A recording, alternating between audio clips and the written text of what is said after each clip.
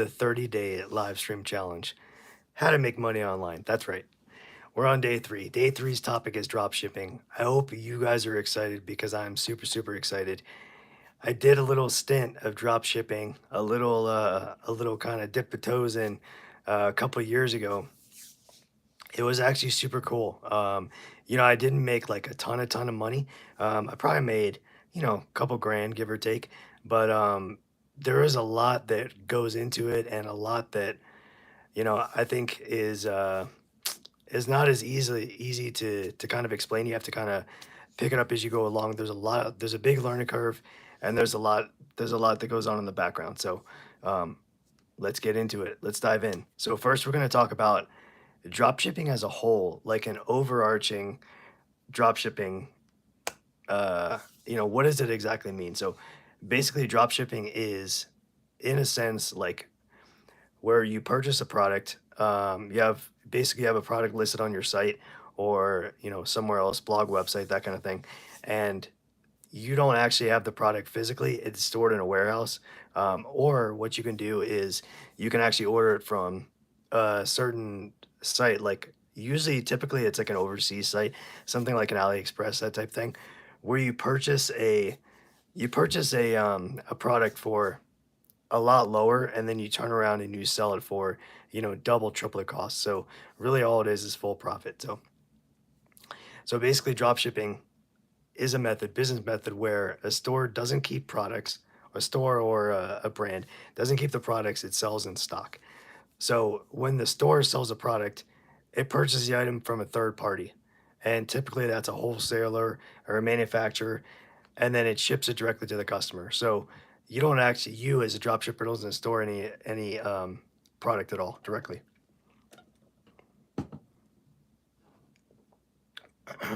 Hey, sweet homes. So good to have you.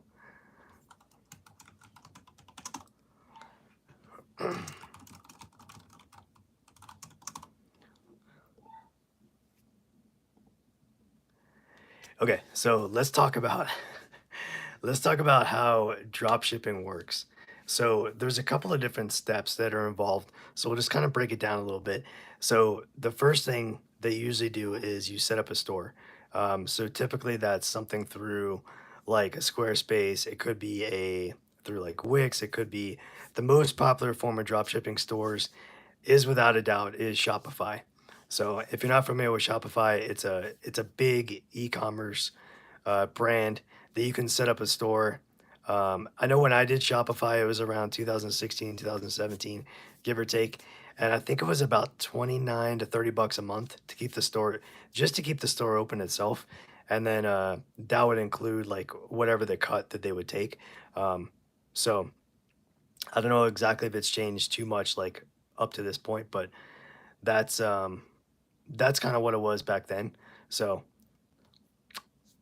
when you create your online store, you can use something like Shopify, like we mentioned, like WooCommerce or like BigCommerce.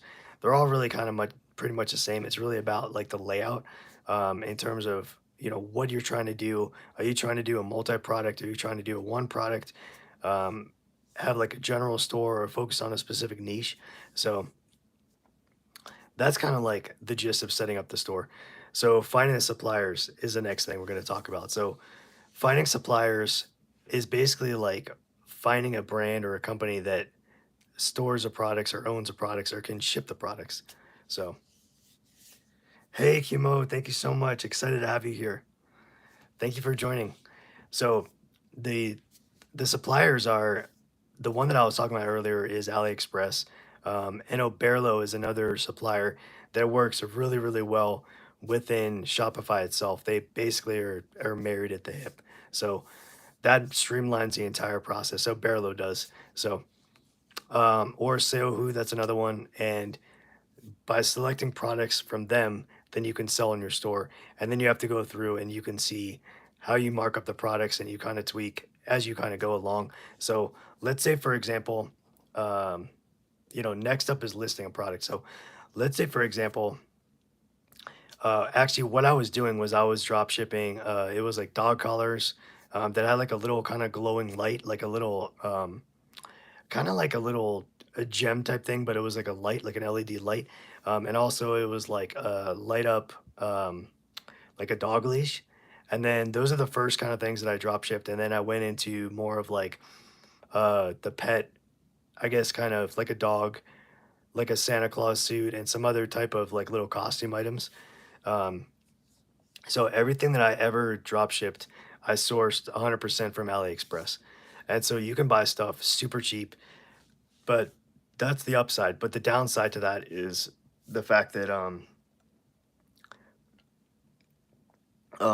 you're shipping it from overseas, and the ship time is usually insane. So you're looking at probably, if you're lucky, it's probably like 2 to 3 weeks.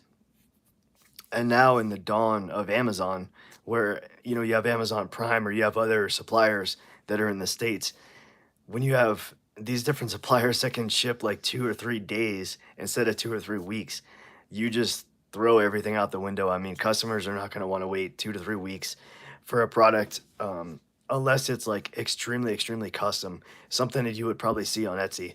So basically, what you do is what I like to do as far as like listing the products themselves. I would say, okay, well, let's say I'm gonna get this dog collar. It was like a regular light up dog collar. I got it for about, I think I paid something like, it was like $3 to $5 for the dog collar, and then I would sell it for. I try to sell it for between like, I would say like $15 to $20. So basically, mark it up a good 3 times. So, and then what I would do is I would just cover shipping. So you had to ship it from AliExpress. So the supplier overseas, you'd have to ship to whoever your customer was. So I had customers actually mostly in the States, but I had customers in Canada and kind of all around. I had some customers in Europe. That was always tricky because then you get into like the taxes and that kind of thing as far as, how much you had for sales tax. Um, so yeah, so Cumo, I think that the best way to figure out what way to research what to sell is you start out kind of like with everything we're talking about with this challenge. So you start out with your niche, and then what I did was I actually sorted on AliExpress by products that were bestsellers. So kind of like Amazon, to where you can sort by bestsellers. So once you have the niche, I was in the pet niche, then you sort by bestsellers, and um, then I was kind of just going for something that looked, basically I was trying to think of what would solve a problem. Some sort of product that was seemed like it would be in demand but also be really useful and have benefits. So like for example, like a light up dog collar, like the collar itself had LED lights on it, and then it had like a little gem or like a little kind of like a raindrop LED light. So I figured the problem it was solving was making sure that your dog was seen at night. So that was kind of the challenge that I had in terms of picking a product. Um, and then also it was, how much am I gonna have to pay for it, like with the overseas supplier? So am I gonna pay like off the bat, like, 5, 6, 7, like $10, something like that? Um, if I tried to find something that was around $2 to $3, so I knew that I could mark it up a good, at least three. Well, at that point, it would be 3 or 4 times. So just to make some sort of a decent profit, because through something like AliExpress, you're also paying for the shipping. So shipping from overseas definitely can get pricey quickly. So it kind of determines on where it's coming from, how long is the wait, where is your customer located. So there's a lot that kind of goes into that. So basically, the customer would go to the Shopify store, and then they would place an order, and then the store themselves, Oberlo, they would figure out whatever the product was and what the inventory was, and then set it to order automatically. So that part was actually pretty cool, to where there is definitely some automation when it comes to drop shipping. And this was, for what, like 6 or 7 years ago. So I'm not really sure exactly kind of the full process, like what is the most up to date. As far as like suppliers, I know at that point there were some suppliers in the United States that definitely kind of guaranteed more quicker shipping, but I'm not sure exactly. When you're shipping overseas, it's going to get, there's all kinds of challenges that come with that. So not only shipping delays, but also, you know, paying for like the taxes, paying for, sales tax, that kind of thing.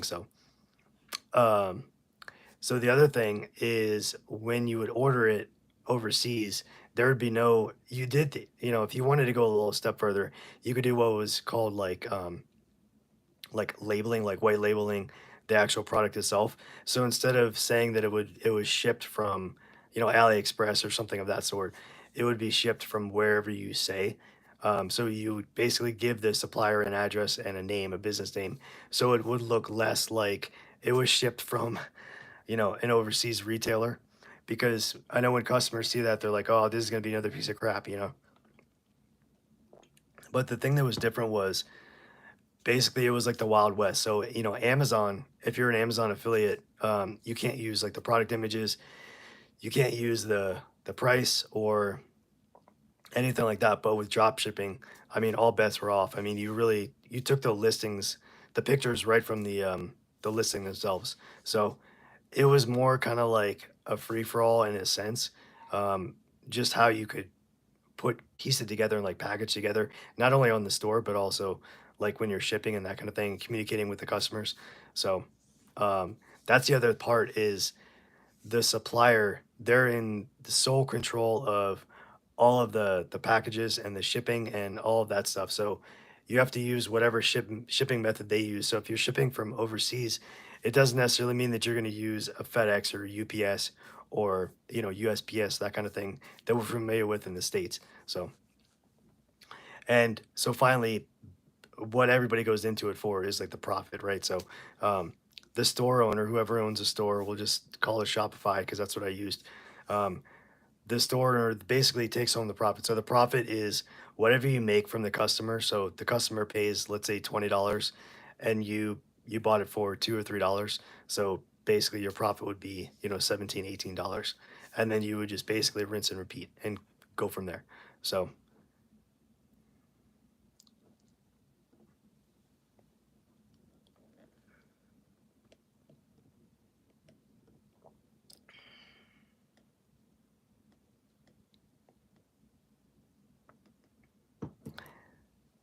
hey Norbits, thank you so much for joining. Thank you very much. Yeah, so you are right in the beginning of we have a 30-day challenge going on. It's how to make money online, 30 days. So every day we're going to be going live with a different topic or different business model. So thank you so much for being here. Really appreciate it. So, okay, so next up, we're going to talk about, so we have kind of like a breakdown over here. So here's the gist of the live stream for tonight. So we're going to talk about dropshipping as a business model. We kind of touched on that a little bit. Some of the benefits, some of the drawbacks of choosing dropshipping, setting up a store. So I don't have an active Shopify account right now. So we're not actually going to go through the actual steps of setting up a store because it costs money. So we'll just talk through it. And then we're going to talk about choosing a niche that's really big. It doesn't matter what kind of online business that you start. You're going to have to you're gonna have to choose a niche. Finding suppliers, we talked about that a little bit. Setting up the store, with Shopify or like WooCommerce, and marketing strategies. So, and then of course, anytime anybody has any questions, definitely feel free to drop them down in the live chat, and I'd be happy to answer anything. And okay, so let's talk about if you're a beginner and you're a beginner drop shipper and you have no idea what you're doing, where to start. So here are some of the benefits. So yeah, definitely. So you can definitely use Shopify for your personal brand. Absolutely. So if you want to use Shopify and you don't want to have anything to do with drop shipping itself, you can definitely use Shopify. It actually pairs really, really well with like print on demand. So basically, you have somebody come to your Shopify store, and then if you're using Printful or Printify and a bunch of other print on demand print houses, basically they will connect. They have plugins that connect to Shopify, and they basically integrate and they give like as far as like the quantity and the different sizes and all that stuff. So you can customize your store exactly how you want it to look. And it'll directly feed into both Printful and Printify. And basically it's a nice cohesive unit to where you can actually it keeps track of all the inventory. So it's really cool. So you can get sales through Shopify, but also if you're doing a like a print on demand, you know, if you have kind of like a shop set up, like for example, like through Etsy, you can do that as well as Shopify. So basically have like a dual kind of setup to where you have two different streams of income, but you're using the same designs, the same t-shirts and all that kind of stuff. So it's really you're kind of just spreading out your designs in two different places. So okay, so some of the benefits that I can think of for sure, if you're just a beginner, is there's very low startup costs. The best thing about dropshipping is you don't need to purchase any inventory up front. All the inventory, like the name suggests, you're like drop shipping it, so you don't hold any of the inventory. Yep, yep, absolutely. It's pretty neat. It's one of those things that is definitely a crucial tool if you kind of figure if you're doing well on like a separate store and you want to introduce Shopify. So I believe it may be a little bit higher, but when I was doing it a couple years ago, just to have the Shopify store online and running, it was about $29 to $30 a month. So I mean, you'd be paying to have the store in itself.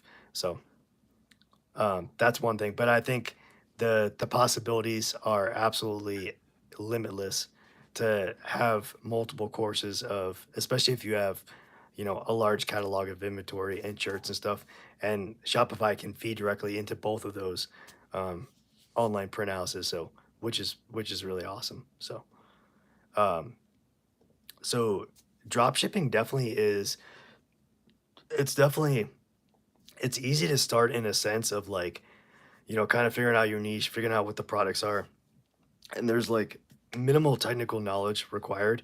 A lot of the platforms, they definitely are really user friendly and they kind of walk you through the steps um, in terms of, finding suppliers and, setting up the store. They have a lot of tutorials and things that you can actually kind of walk through. So one of the best things and one of the most I think intriguing or alluring parts about dropshipping, like a lot of these business models that we're going to cover here in 30 days, is a flexible location. So it can be run from anywhere with an internet connection. That's all you need is just an internet connection, and you should be good to go. So yeah, and there's a couple challenges here that a couple challenges that I think beginners kind of maybe gloss over. They're not exactly sure.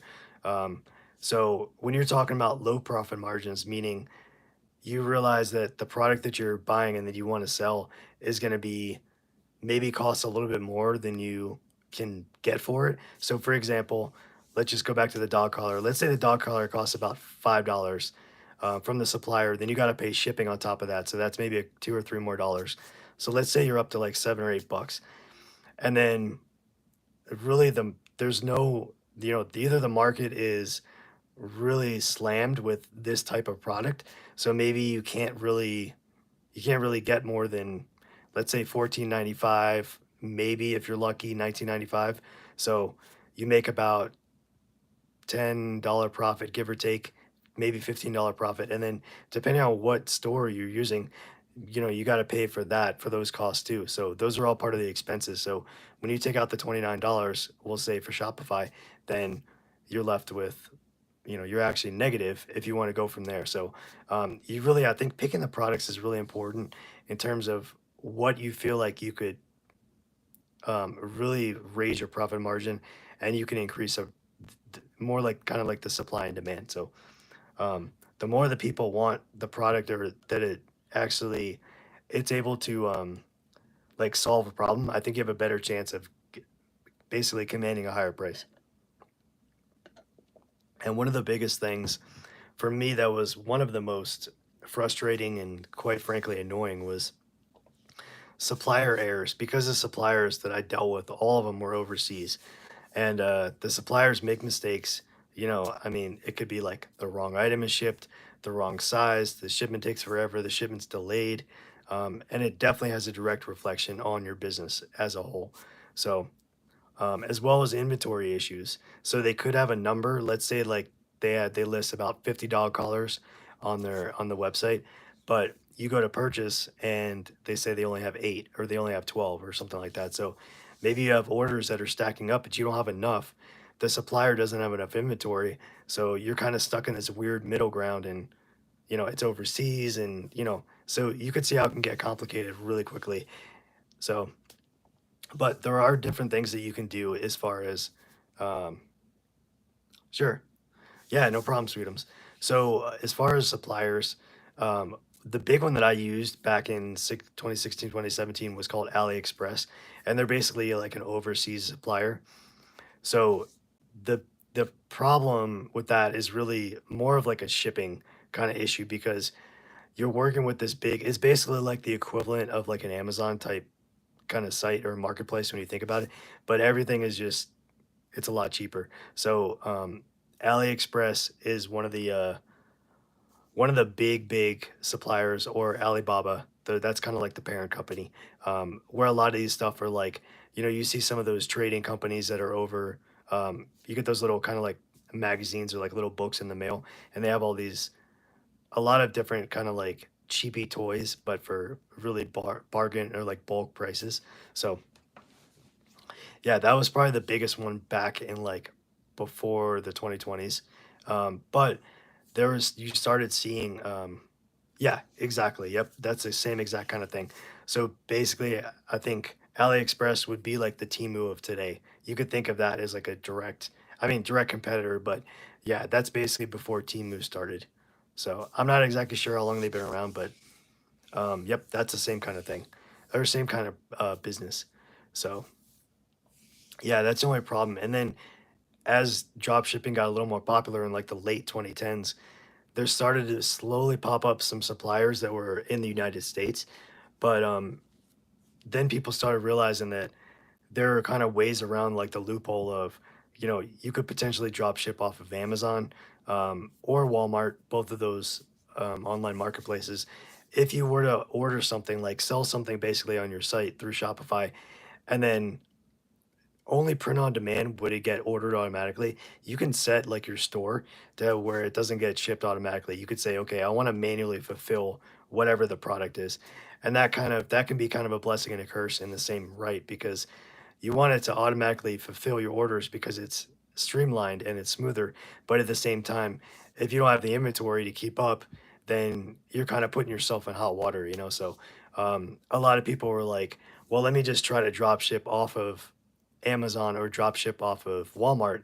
And the way that they would kind of get around the loophole, because obviously Walmart and Amazon both have very strict rules about not drop shipping from either one of those platforms. So the way that people would get around it is, um, say like somebody would go to their Shopify store and they would place an order for a product, but when they said the product was ordered on the store, it actually wouldn't be ordered. It would just be like sitting in a holding place. So you would basically get the money as like the drop shipper. But as soon as somebody placed an order, then you would go on your own, your private or your personal account, and then you would order through like an Amazon or through Walmart, and you could order it as a gift. So basically, what it would do is it would essentially mask where it's coming from. So it wouldn't show your direct address, because if you're ordering it yourself, of course it's going to have your name on the order on the label. But if you order as a gift, it wipes that part out. So it's going to make that part basically like just saying that like it's coming from an Amazon warehouse or like Walmart, that kind of thing. So,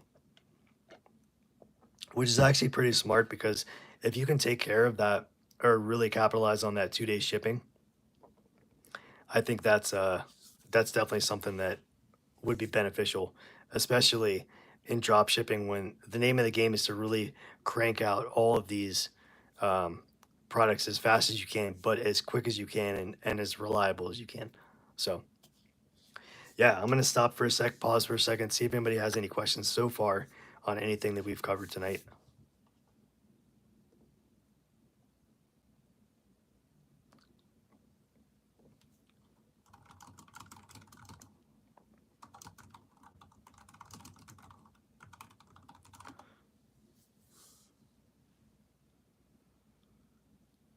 Okay, so Norbert asked, how do you set prices and what are the profit margins for drop shipping?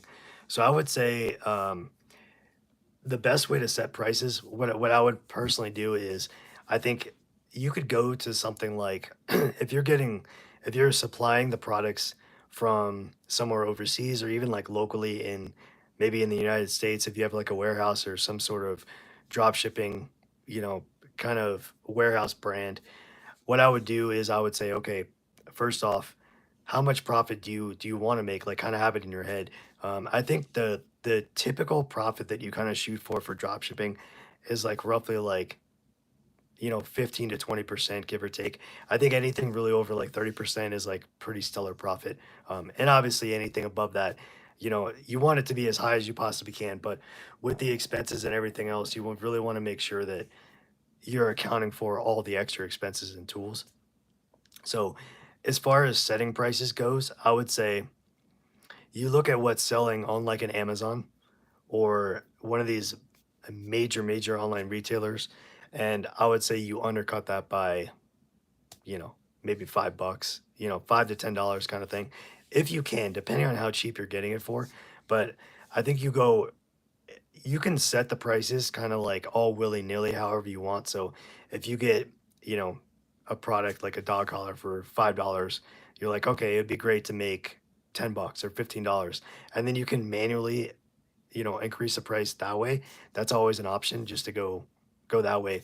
Or what you can do is do a little more strategically and competitively and actually see what they're selling for on Amazon or like a Walmart or even something like, you could type into Google and you could say, I don't know, drop shipping stores for outdoors or something, and kind of really do like a competitor analysis and kind of see what other drop shipping stores are going for. But I would say 95% of the time or more, if you see a store that's selling something and it's a Shopify store and it's not like a clear brand that's a clothing brand or that kind of thing, if it's offering physical products, you can be, 99% sure that's a drop shipping store. Especially at the very bottom, it'll say Shopify or it'll say powered by Shopify. Sometimes people figure out the way to get that removed, but so so why would someone pick a small store on Shopify for something you can get on Amazon? Yeah, so I think that's kind of the gray area when you're thinking about drop shipping. Typically, when you find these products that are overseas, at least back, in the 2010s, like high tens, the products weren't as readily available on Amazon as they were in other places of the world. So if you were able to find something that wasn't mainstream, wasn't popular, TikTok wasn't a thing back then. It wasn't invented. So there was no viral products, that kind of thing. So if you found something that was really unique and looked really custom that wasn't really around on like an Amazon or a Walmart, those are the kind of products that you would really kind of target. So, for example, there is a YouTuber that I follow, or I did a couple years ago, and his first big breakout was basically like an iPhone case, a regular iPhone case. It was like an iPhone 7 or 8, just to kind of give you some perspective on how long far away it was. And it basically had this really unique picture of like a husky, and that was it. So it was something that was like custom enough that you couldn't really just go out and you couldn't just buy it on Amazon, at least not at that time. So it was almost kind of like kind of in a sense like the same thought process as like an Etsy where everything is custom or the majority of their products are custom. It was that kind of same kind of thing to where drop shipping was something you couldn't just go to the store and pick up. So you couldn't walk into a Walmart or a Target and pick up item XYZ. So that's kind of like the big draw, I think, between what you're selling and or what might get a couple sales and what might really take off. So that's kind of the big, you got to figure out exactly what would be special or unique about whatever the product is. So yeah, I know that's great because that's definitely something that I think a lot of people are asking about for sure, especially when they're just starting out and not really knowing what to do. So when we talk about, um, you know, setting up or finding a niche or choosing a niche, I think that's that's crucial in any online business here. So I would say drop shipping wouldn't be my first choice for a business model in terms of level of ease, that kind of thing. In today's climate, because of like Amazon and because of all of these really quick, fast, like Amazon Prime is 2 day shipping. So I think you're gonna definitely have to be really strategic and really the product, whatever you're gonna try to drop ship. Yeah, yep, exactly. So whatever you try to drop ship is really gonna have to it's gonna have to be something really special. It's gonna have to have like that wow factor that even if you can find it online, it's something that's so unique that either that or just it's something so special that it solves a XYZ problem and maybe people like the draw of it being like custom or something that they haven't really seen before.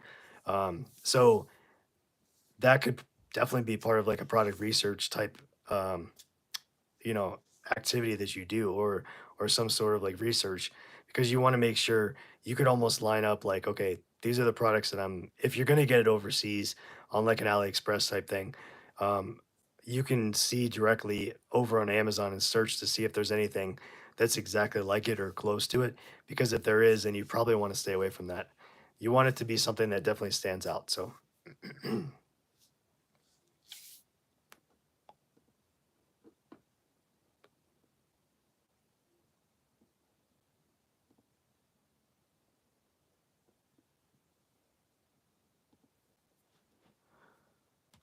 okay, so when we're talking about suppliers, I know there's a lot of suppliers, kind of all over the place, but um, there's definitely some general like there's about 3 or 4 pretty major drop shipping suppliers within the U.S. And so really quickly, I think one of the most popular ones. Hey, Nicholas. Thank you so much for joining. Oh, cool. You got a Shopify store hooked up to Zendrop. Yeah, I've heard of Zendrop. Yeah, how does that work? I mean, you're obviously familiar with, obviously drop shipping as a whole. How is Zendrop compared to like, Oberlo and AliExpress? Are you sourcing from did you try to source from AliExpress like in the past? I'm just curious. Like I've kind of been out of the game like for, a couple years now, so I know there's drop shipping is picked back up through like TikTok. Just starting out. Okay, cool. Yeah, nice. No, so Oberlo is definitely one of the largest, I think, and if you want to call it mainstream suppliers that drop shippers know about. Oberlo is Oberlo, Oberlo, and that one's originally associated with like products from overseas, but they also connect uh, with suppliers from the U.S. too. So Oberlo is one. Spocket is another one. They primarily focus on suppliers from the U.S. and Europe. Um, and then Seohu, they have a directory of like vetted suppliers, and a lot of them are based in the U.S. And there's also CJ Dropshipping is another one. Like Nicholas mentioned, Zendrop, that is another one, another supplier. So another one that we talked about a little bit earlier. So there's niche specific suppliers also. So specifically when you're talking about print on demand, I mean that's I wouldn't necessarily line up a print on demand Shopify store. I wouldn't exactly label it as like a drop shipping, um, because you're not really drop shipping like a product per se, like a physical product. It's more of like the T-shirt or a poster or a mug or that kind of thing. Um, and the vast majority of those, they're all from the U.S. as far as suppliers go. So you have one of the major ones is I mentioned a little bit earlier. So Printify, Printful, Teespring, otherwise known as Spring, and CJ Dropshipping. We talked about a little bit earlier. Um, all those definitely focus on well the top three: Printful, Printify, and Teespring. They all focus more on print on demand, but CJ Dropshipping definitely offers a variety of products, and I'm pretty sure that the majority of their warehouses are in the United States. So that might be one if you're just starting out, maybe just to look, just to kind of like look around and see, do your kind of due diligence, look around, see what they have to offer, see if maybe they have products that you're looking to sell. Um, so in terms of like the wholesale and actually like the bulk suppliers, so this kind of goes a little bit beyond like the new kind of no experience drop shipping, and it kind of elevates it to like the next intermediate kind of stage would be wholesale to be. They're a large directory basically of US based drop shipping suppliers, and they have a bunch of different categories. And then Doba is another one, and then inventory source. So those are all basically like the wholesale and the bulk supplier type piece. So there's a lot of little steps I think that go into drop shipping. And then if you're talking about specialized products, then you can go down and, there's a place called Pet Stores USA. That's one that I'm sure feeds to stores like Chewy, PetSmart, Petco, that kind of thing. Sunrise Wholesale, they're another one they basically have a wide range of products. So they have like electronics, they have like home goods, and those are all sourced from warehouses within the US. So it's really just a matter of doing your homework, and I think putting all the pieces into place before you set up the store and that kind of thing. Because if you set up the store and you start paying for it, even though I think I'm pretty sure there's like a trial, 7 or 14 day trial for Shopify. Um, if you have everything set up and you're good to go, but you don't know where you're going to source the products from, then you're kind of shooting yourself in the foot, so to speak, because you want to make sure you have all your products and who you're going to source it from lined up before you really kind of kick it into high gear. So, thank you guys so much for joining. I just want to take a moment to say I appreciate everybody being here and giving me a chance here. This is a 30-day challenge that we're doing here. So every day is we're going to talk about a different business model. The first day we talked about affiliate marketing, and then yesterday we talked about blogging. Today is drop shipping. So, and actually, ironically, tomorrow is print on demand, which I know is a lot of our collectively favorite, one of our favorites. So, yeah, definitely. So, okay, so let's talk about when you set up a store like in Shopify, you want to make it everything is about building your brand. So you want everything to be as cohesive and as professional looking. And some of this stuff is common sense. I mean, you really don't want to like just throw out this piece of crap.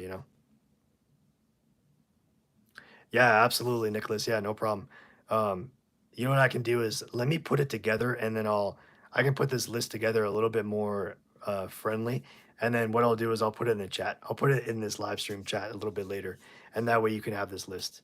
So hopefully it'll stay formatted somewhat decent, but um, yeah, this is just kind of what I pulled from when I was researching for doing the live stream.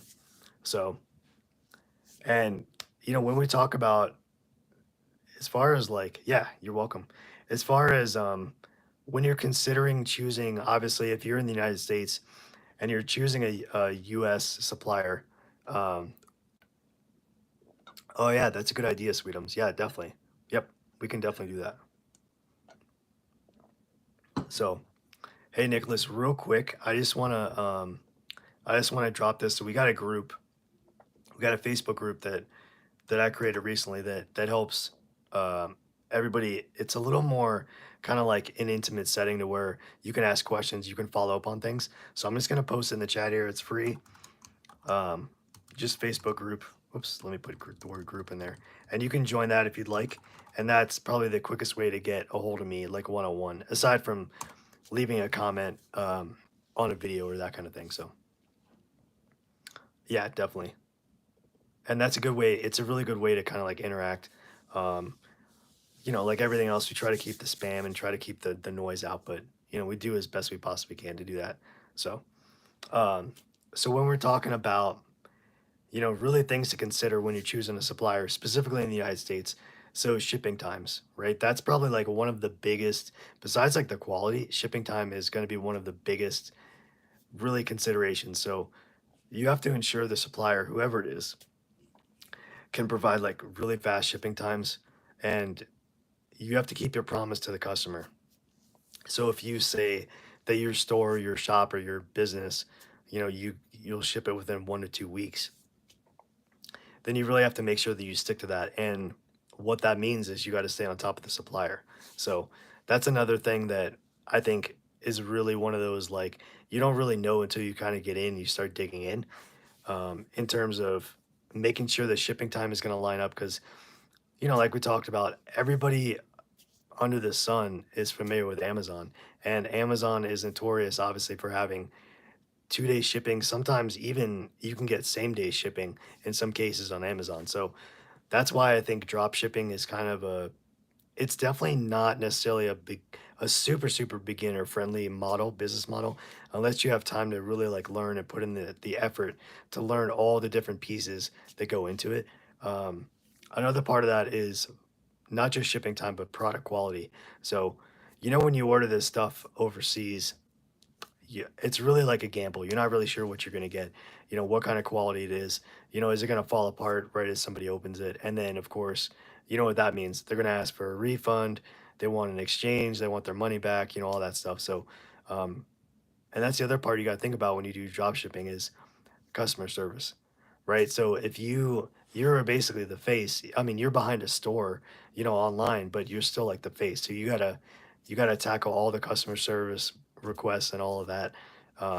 And then I've heard people in the future, as your store kind of gets up and running and you kind of slowly start knowing what you're doing, you can hire like what's known as a VA, so a virtual assistant, to really handle all of your email inquiries or any kind of questions that people ask, or even talk to customers and answer their complaints, or even the praises if they want to talk about that, that they had a good experience with you.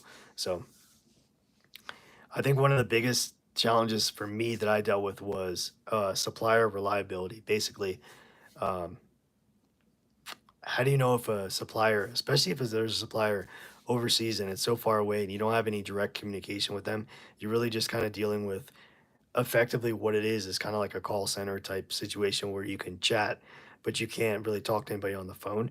You have to submit a ticket type thing and you kind of go through and you talk to them via chatting, basically. So there's definitely going to be some barriers, I think, in terms of communication, but also, you want to have a supplier that's reliable and actually sources like high quality products, that kind of thing. And it's so difficult. Yep. So if you're just getting in the game for drop shipping and you don't have anybody helping you, like when I started, I mean, it was just me. I never had anybody to help.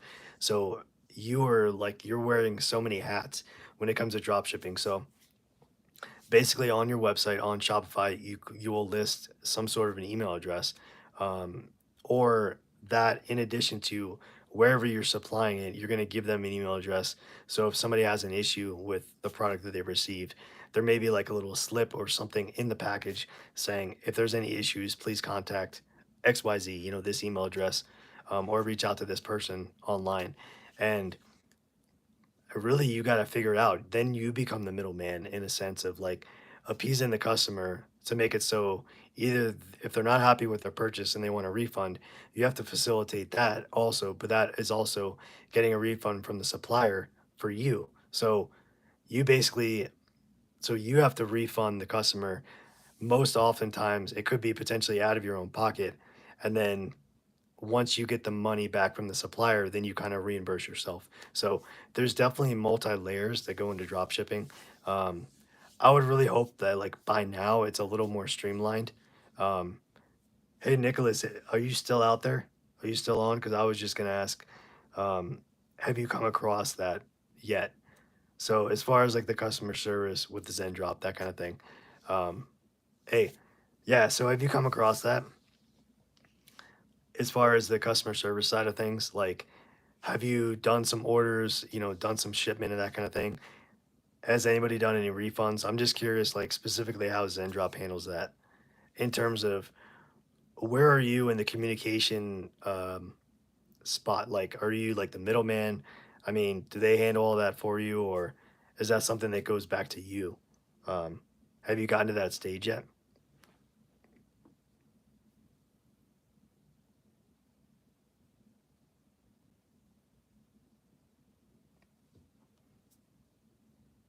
Okay, got it. That is a great tip, Sweetums. Thank you so much for putting that in there. Yeah, absolutely. I think that's great because, oftentimes I think when we try to just in general, everyday like people, when we try to reply, maybe it doesn't sound as articulate or as maybe necessarily like intelligent or, professional, I guess is the right word, as the way that you really wanted to. So that's great. There's nothing wrong with getting a little help and kind of using, you know, an AI chat program to kind of help you craft a response. And really, you can go in there and you can tweak it however you like. So obviously, once it spits it out, it doesn't mean that that's the end all be all. You could take it and kind of craft it however you want. Add your own little kind of, pieces of your personal verbiage or how you would talk. So,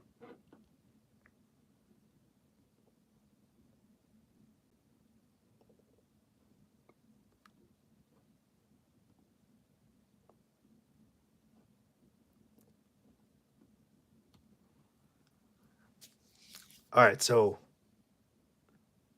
yeah, it is. That's so true. It's totally time consuming. Yeah, and especially if it doesn't come easy, I think, to an individual to kind of have the mind to where you can craft a response that's not only like professional but appropriate at the same time. Like you're saying the right things at the right time in the right way. I mean, and I think I know for me personally, I mean, that's a very difficult thing to be able to do for sure. Because you really want to, if you have built up your reputation, you really want to hold on to the reputation that you have, that you built. So you don't want to make it sound like you're incompetent or you don't know what you're doing or you don't know what you're talking about or you're not like the expert in your field. You got your store built through Adrian Morrison. No, no, I haven't heard of him. No, is that a YouTuber online? Um, I've heard of people like, you know, Sebastian, Giorgio, Hayden Bowles, those guys. Um, yeah, I haven't heard of Adrian. Has he been around for a little while? It could be that I just never came across him. So is that a thing where you pay X amount of money and they set up a store for you and they add products and that kind of thing, and then they basically hand it off to you, or do they kind of hold your hand and kind of guide you through the process, or is it just hey, we'll set up a store, add some products, and then it's on you, kind of go have fun kind of thing? I mean, I can definitely see the draw in both of that. Like starting from complete scratch, which definitely there is a large learning curve, definitely.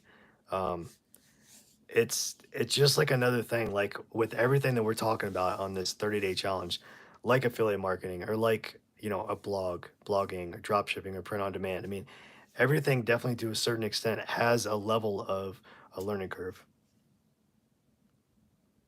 Yep.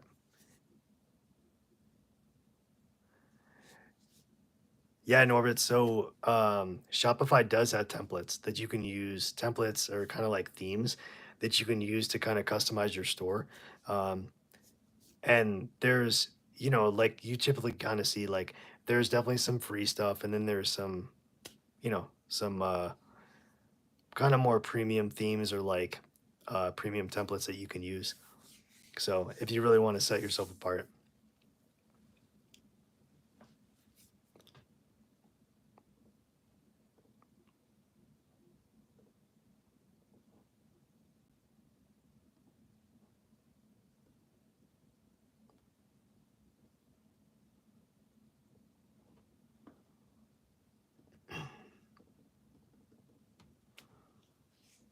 Yeah, I think one of the things that people are asking me, and then I was wondering, like back when I started, was what are the most profitable niches for drop shipping? And I think, in a sense, it's not necessarily um, like an affiliate marketing type thing. I think obviously you can really make anything profitable, and if you look at it like how cheap are you buying the actual product for, and then what is your markup? So I think you can make it as profitable as you can, in a sense, like to make it as simple as possible. The cheaper that you can buy, the actual product, the source product for, and the highest that you can, that people would be willing to pay, I guess, for the product. I mean, you basically set your own kind of profit margin, and if people are willing to pay, XYZ money, then I think you're good as far as that goes. So I don't necessarily think that there's, maybe necessarily more profitable niches than others. Obviously, there's things that are like trending. I think that may be more of kind of the way to look at it. So, what is actually trending versus, what is more of like an evergreen type thing where it's, all year round, it's good to go. I mean, people can use it all year round. So, your typical things like, you know, baking and gardening and, automotive and sports. But if you have something that is very very trendy. For example, around the holidays, like around Christmas time, there's certain products like, that kind of thing. And then maybe around Halloween, there's also things, I've seen people do like one or two product stores that are just around Halloween. And I don't know if you guys have seen those, but there are these masks that they have on. I don't know what the movie is. It used to be what was that called? Um there's a movie that has Natalie Portman in it, and it has like the guy. Is the guy Fomax? I can't think of the name, but it's basically like almost kind of looks like a jester in a sense of like the eyes and then um the mouth or whatever. I'm like butchering the explanation, but yeah, I will build a store, open $97. Yeah, definitely. That's not bad. That's not bad, Nicholas. So after the 3 months, does that mean that you're paying Shopify to keep the store open, right? I mean, so it was a deal, you pay Shopify $1 for 3 months, and then after that, you paid right on. Yeah, I mean that's what you're doing is definitely a very realistic route to go. I mean, especially when you're trying to cut the learning curve in half in terms of having somebody set up your store. Um, I'm just curious, is Zendrop, is that something that they recommended you go through as far as like a supplier, or did you just pick Zendrop? Yes, thank you. Thank you, Chemo. Yep, that's right. V for Vendetta. Natalie Portman was in that, right? That was it. So the mask. I know the guy. The first name is Guy, but I don't know the last name starts with an F. I think. Right on. Okay, cool. So yeah, for sure. You know what? YouTube's a little strict or whatever about posting links here, but definitely hit me up on that Facebook group for sure. And if you want to share it, that'd be awesome. So just, YouTube will probably flag the link. So unfortunately, we can't share it here, but um, in Facebook, you can reach out to me and that'd be awesome. Thank you so much, Nicholas. Yeah, that's right, Kumo. That's right. She was in that. Okay. Yep, that's it. Thank you. I was like, what is that? What is that? Yeah, that was it. Yep. So you remember that mask? It's kind of like I don't want to call it like a court jester, but it was. Yep. Yeah, no problem. No worries at all. Yep. No problem. Um, so that mask that he was wearing. Anyway, the point of this whole thing is like that mask specifically I've seen in drop shipping stores around Halloween. That was the point of this whole thing of me like thinking about what the story was.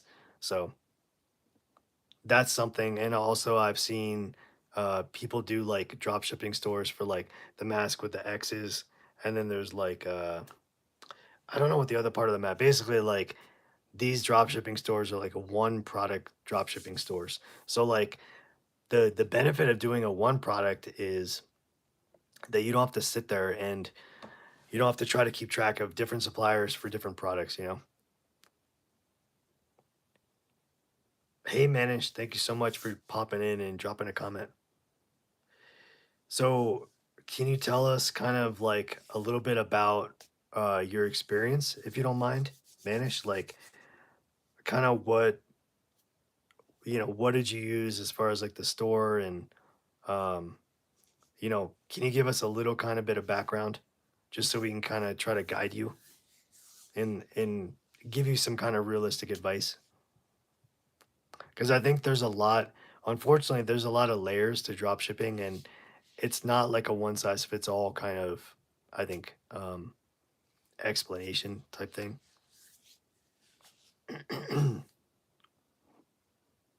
So another one of the things that I was thinking of is, um, wh-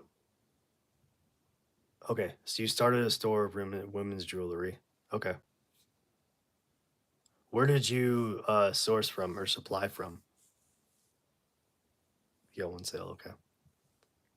So you're doing like a general store with women's jewelry from India. Okay. Um, so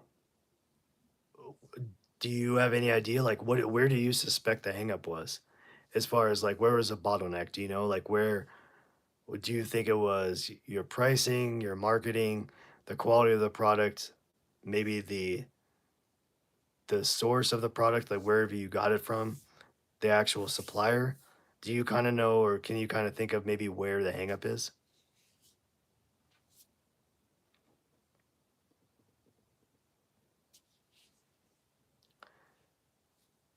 So when we I think the reach was not enough. Okay. So you had everything set up, but you don't think you were able to reach enough people. Did you so I think the first question would be, did you set up different social accounts? Hey, they come up. Thank you so much for posting. I'm starting a hair extension company. Vendor from China just bought domain. Nice. So are you gonna do drop shipping? The come up. Are you doing drop shipping or are you doing um so you got the domain and are you gonna sell like hair extension parts and accessories? Is that kind of your thought? Okay, so manage. So you started. Sorry. So you started social media. So did you have like so did you build a brand? Manage like did you do like a logo and kind of put make it as uniform as possible? And also like the come up said, did you have a domain? But I bought my own tags and labels. Nice. Cool. So you're doing private labeling to come up. So that's kind of like what we talked about in the beginning. That's kind of like honestly, that's uh, not like super beginner, but I think it's like maybe the next step up is like private labeling or what they call it white labeling your products so it doesn't show the return addresses from this, vendor. It's actually from okay, perfect. No, that's awesome. That's cool. Brand on social media, but I have the brand domain and logo. Okay, so Manish, here's what I would do if I was you. So I would pick, maybe pick a couple different social media platforms. Like to be completely honest, one of them I think should be Pinterest because there's a huge audience every single month, like multiple hundreds and millions of people. It's on there.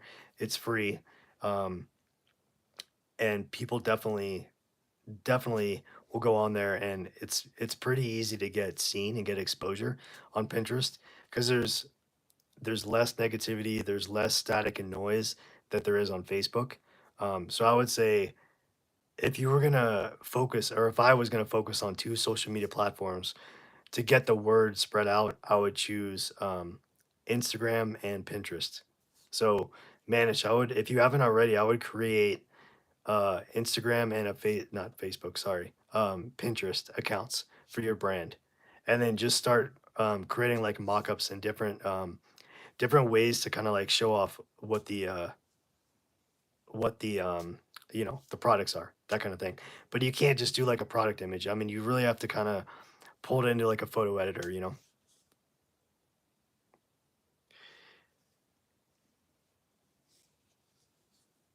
Yeah, I agree, Sweetums. Definitely like Pinterest is definitely like women focused, which is a beautiful thing. So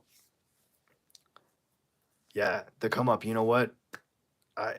You're definitely like you're speaking my language here. I mean, it is very scary. It's very overwhelming and it's very like it's terrifying trying to start something new, right? But what what you got to do is you have to definitely get into this mindset where you're like, okay, this is plan A and there's no plan B, right? I'm going to make this work. And I know that there's a little bit of wiggle room in there because um you got to make sure that you're not you don't want to drain your bank account, that kind of thing when you're doing testing. But I think testing and experimenting with different things on social media, like, different ways to market yourself, I think is definitely the way to go for sure. So, and you got to try to block out those doubters. Believe me, I understand. Totally, 100%. You got to kind of get in your own world, get in your own head, and you got to keep pushing forward. So, yep, absolutely. Thank you, Sweetums. Yeah, definitely. So, yeah, you're welcome, Manish. So I would come back to you someday after building my site. Yeah, absolutely. So Manish, if you want, like I mentioned before, there's a Facebook group that we have created that's the best way to get a hold of me like one on one, because there's not a lot of noise. There's not a lot of. It's just very like it's the most kind of direct, like intimate way. So if you'd like to, you're more than welcome to join. It's a free Facebook group. It's public. So let me know if you need the link. It's up a little bit in the chat, but I can post it again if you want me to. So they come up. How would I market dropshipping images? So w- does your they come up? Does your supplier how good or I guess high quality are the images that you're getting from the supplier, or where are you getting images for your products? I think to be completely honest, like what I would do if I was you is pick, like, I mean, and you don't have to go into like extreme detail, but how many products are you trying, at least initially, are you trying to start off by selling? Like, do you have, one, two, three, or do you have like 10, 20, 30, that kind of thing? Because what I was going to say is it's probably a good idea instead of trying to, creating an image in AI for drop shipping, I think is not smart because with drop shipping, it's all about having the actual physical product itself, assuming, that's what you're doing. So I would actually order samples or order the product yourself, whatever it is. Maybe start with, I would say maybe two, three, four, five products. Order it yourself, spend the money, order it yourself, get it shipped to your place, and then just start taking pictures of the product and maybe stage it. So like if it's, hair extensions, maybe you can actually demo it on a family member or friend yourself, have somebody else like take pictures, with your phone camera. I mean, that's good enough. I mean, nowadays pretty much all cameras shoot in HD. So, high definition pictures. So that's the best way to secure the fact that you're going to have unique images. I'm using my own, and their images don't seem like it's me. I'm selling bundles, all lengths up to 40 inches and textures. Okay. Okay, perfect. Their images don't seem like it's me. I'm so what about doing, have you thought, and you may be already doing this, but what about doing videos as well to kind of like show off like, and I don't mean like, doing like a quick, kind of short, silly whatever video, but more of like, hey, this is the product, and maybe kind of run your fingers through it or like show like the length, or maybe get like a tape measure or something like that. I mean, if you want to do like a really true to like size kind of thing, or zoom out and kind of do like a little video of whoever's demoing it, kind of obviously get their permission to videotape them, but that kind of thing. um, if you do it in portrait mode, like vertical mode, um, what you can do is then you can turn that and make that like a Pinterest pin. You can put the same video on like Pinterest, you can drop it on like TikTok and like Instagram. And that way you're basically sharing the same like promo or marketing media on like three different platforms to really widen your, yeah, sure, no problem, man. Yep. Let me get that over to you. Or I'll paste it here. Okay.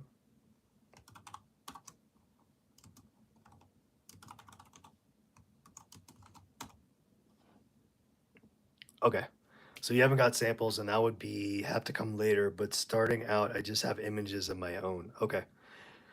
So how many products that come up are you thinking about? And if you already said that, I apologize, but are you thinking about trying to um, just hit the ground running with multiple products on your store? Are you using Shopify? Sorry. I don't know if you mentioned what kind of store you're using. It doesn't necessarily really matter, but I'm just curious, like, what platform you're using. I just think Shopify is like basically like the crown jewel or like the golden, the golden nugget, if you will, of like, drop shipping, that kind of thing for stores. It's so well known. They have the e-commerce piece like so tightly integrated. Okay. So unfortunately, one of the things is like we were kind of talking before, if you sign up for Shopify, you get your store all set, all that, and you don't have your supplier and the shipping time and all that stuff kind of worked out ahead of time, then you're basically, if you're trying to make some sales like while you're still on the trial of Shopify, then I mean, it's not that big of a deal. But what I'm trying to say is you're going to run out of time setting up your store and getting everything connected, the tools and the plugins and all that. And then you're going to basically, you're going to start paying for Shopify while you're trying to figure out, you know, just, and I'm hitting the ground running. I just invested what I had to start, got a virtual address domain, and paid for my brand labels. Awesome. You're doing all the right things to come up. Absolutely, for sure.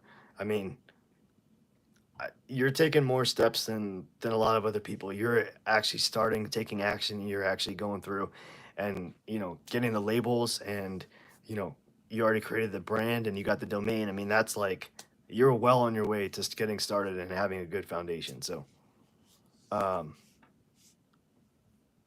Kumo. So, if you're a YouTuber and you want to sell your own merch, would you recommend Shopify? Yeah, I would. So, I think what you could do is I think Shopify has more. You could use other platforms, but I think Shopify definitely is something to where the ease of use and the accessibility and the integration that it has with all kinds of different payment processors, like being able to receive, every credit card basically under the sun, Apple Pay, Google Pay. I think that side of things in direct relation to Shopify um, is hard to beat. So, Kumo, when you're talking about selling your own merch, I definitely would say if it's not like a print on demand, Shopify, even if it is print on demand, but Shopify is definitely the way to go for sure. Um, I think it's just rock solid at this point, and I think it's battle tested. So I would definitely recommend Shopify for sure, whether you're doing print on demand or physical products. So hey, to come up. So, yeah, so I was telling this story in the very beginning. So, actually, right in this moment, I'm actually not actively doing drop shipping. I started drop shipping about 2016, 17, 18, somewhere in there, and I was getting all my products from AliExpress. And I was in the pet niche, so specifically like more like the dog pet niche. And I was sourcing out these like lighted dog collars with like a little kind of raindrop hangy LED light kind of thing. And I was like, I didn't know what I was doing. I opened a Shopify store, I set it up, I threw some crap together. Um, and I mean, honestly, I did make some sales. Definitely made some sales. And I wouldn't say that I was always like, you know, um, losing money, always losing money, just because I really didn't know what I was doing. And the shipping and the time that it took for the supplier in AliExpress to get the products was bonkers. It was like 2 to 3 weeks, something like that, which is insane. Trying to keep track of all that stuff. Um, but I definitely feel like I haven't dug into it yet because I haven't really been focusing on like more of the YouTube side of the house. But I feel like drop shipping with a lot more of the US suppliers that are in the game now, I think I would imagine that some of that headache would be a little eased, I think, right now, hopefully, because that was just a nightmare.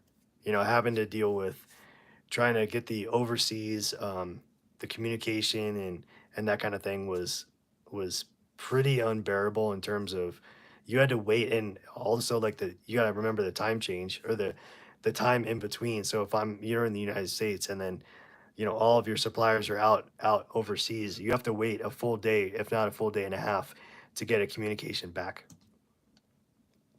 That was another thing that was like super frustrating, was like the wait time, waiting for some kind of reply about like directly from the supplier. And when you got a reply, sometimes it wasn't always like super clear. So I tried to find US suppliers, and there just wasn't any. And if there was, they didn't have any of the products that I really wanted to sell. So that was kind of the hardest part about the whole thing. So, hey Rami, thanks so much for joining. Do you have a question about dropshipping?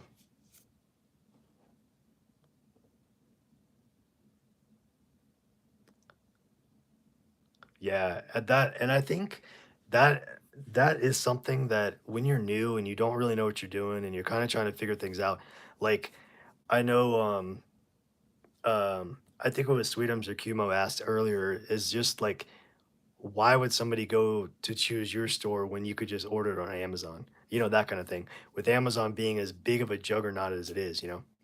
Yeah, yeah, absolutely. If you're going to start drop shipping now in 2024, I mean, you have to, unless you have connections to some overseas warehouses where you can have a dedicated, point person or customer service person that you can connect with, like more than just like a website chat. You can email or call or WhatsApp or whatever. Me personally, if I was doing it again, I would not drop ship unless it was in the States for sure. The warehouse, sorry. Yeah. Yeah, that was a good thought to come up for sure. Definitely good thinking on that.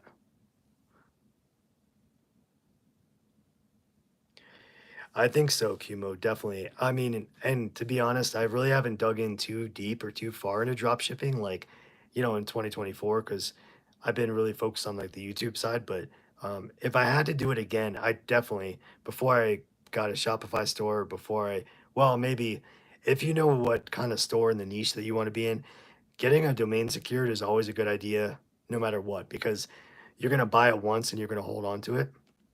So I think that's valuable no matter what, even before you mess with Shopify or you even look at suppliers, that kind of thing.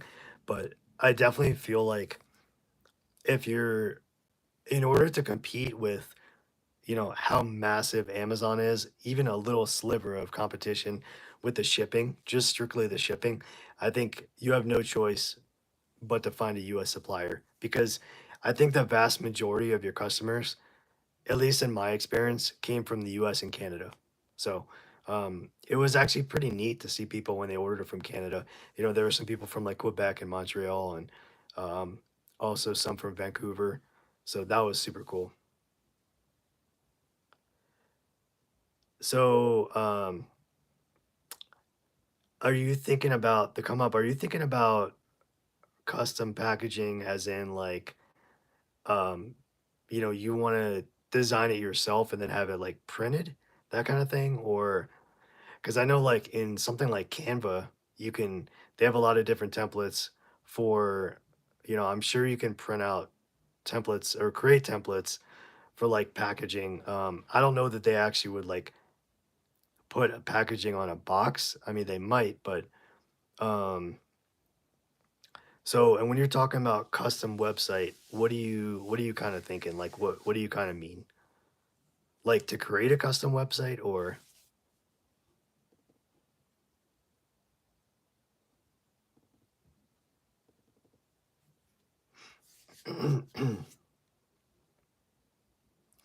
sorry, I'm just gonna refill my water real quick.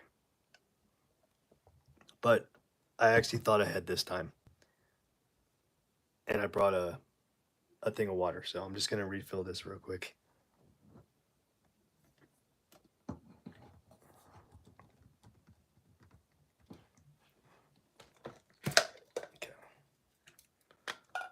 Okay.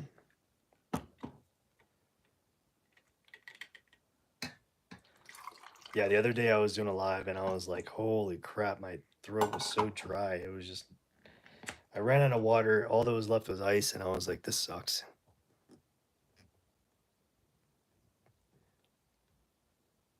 Okay. I'm only starting out drop shipping and eventually make it more my brand. No, I just wanted to know the website to do the custom packaging. Okay, gotcha. Thinking you may tell me a link to or FedEx office. Yeah, I mean, like a FedEx or like a Kinko's, that kind of thing. As far as like the custom packaging, they might be able to kind of work with you as far as you submitting like some kind of design. Um, but I know that there are like this when I was doing the drop shipping, the suppliers themselves, they actually, and this was obviously overseas, back what 6, 7 years ago, but they actually had like a sub, I guess, kind of like branch of the company that they worked with that did all the custom packaging. So you may want to actually go, when you're kind of researching your suppliers, or if you have a supplier already picked out, you may want to talk to them too and say, who do you guys go through, or who do you recommend, or do you guys do this yourself?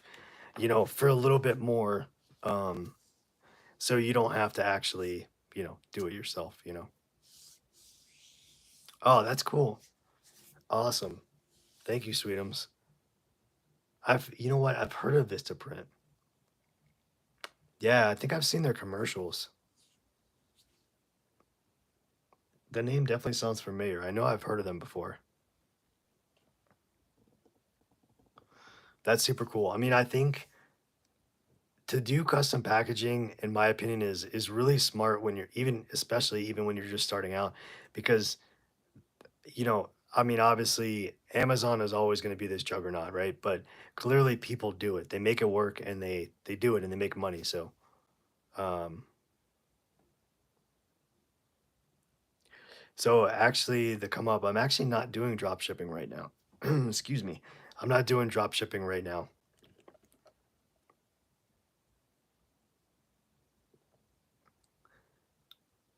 If they use regular mailing packages, and they said they are just focused on their hail.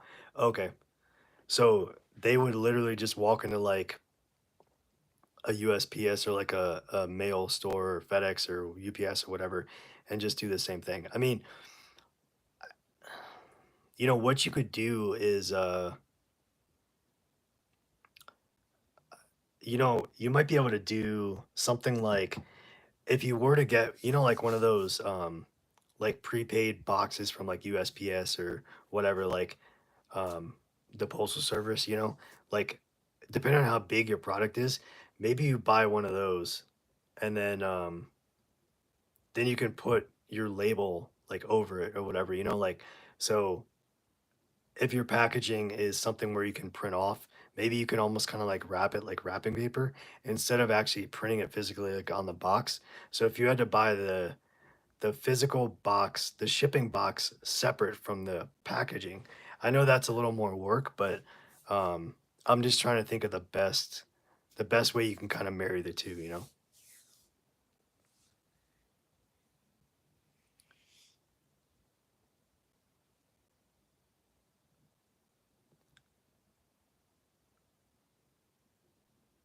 Yeah, that's a great point, Sweetums.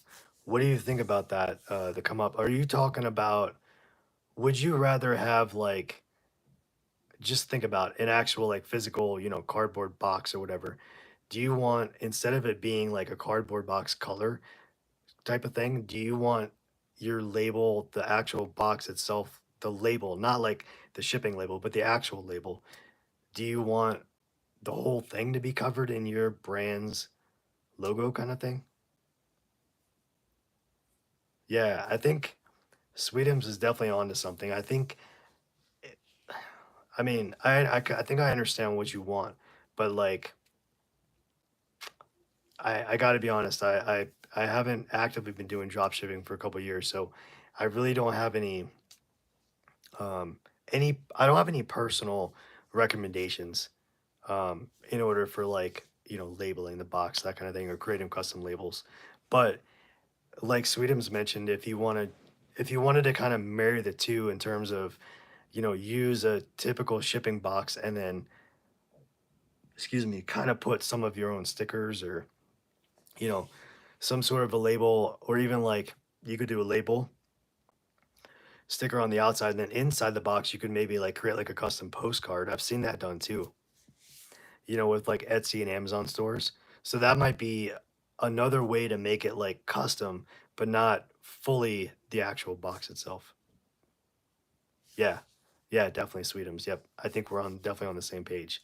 We're thinking the same thing. Yeah, I mean, obviously I know that there are brands and companies out there that actually physically do make the custom packaging. So you're not just shipping like a plain brown box kind of thing. Yeah, I think in terms of cutting out some of the I I don't want to say like complexity and the logistics of it, but if you're open to that, at least at first, I think some level of customization, whether it be like what Sweetums mentioned for like a little sticker or something, or a sticker plus like a postcard in the box, I don't think anybody's gonna. That's better than nothing, I think is what I'm trying to get at, is like, so you have some level of customization, especially when you're just starting out, right? So, I mean, that doesn't mean that as you kind of grow and you organically learn this business, the process, how it works, you can absolutely level up your drop shipping business and do everything private label. I mean, get the entire thing, like everything customized, that whole thing. So, um, I mean, unless you want to try to figure that out like in the beginning, but honestly, I don't think that would make it or break it, right? That's not going to make or break sales because in the very beginning, you don't have like some custom boxes. I know it would look cool. Believe me, I trust me, I agree. It would definitely look cool, but is that like absolutely 100% necessary when you're first starting? Honestly, I don't think so. Because you remember, you got to remember your profit margin too, right? So that's all going to kind of dig into your profit margin. Yeah, I definitely agree. I mean, something like Canva, I mean, the stickers are high quality. I've seen the stickers in person, and as long as you create like a high quality graphic or image like in the first place, and it's a nice, Sweetums, do you remember, were you creating JPEGs or PNGs? Do you remember what your the sticker design was? Like what you saved it as?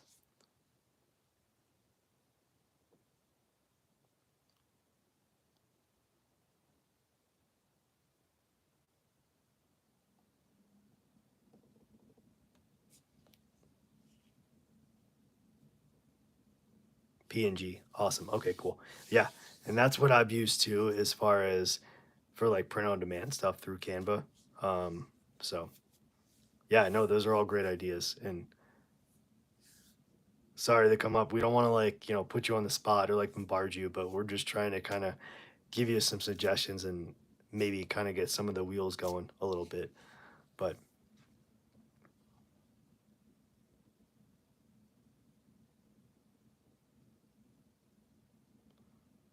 those are all definitely great questions. So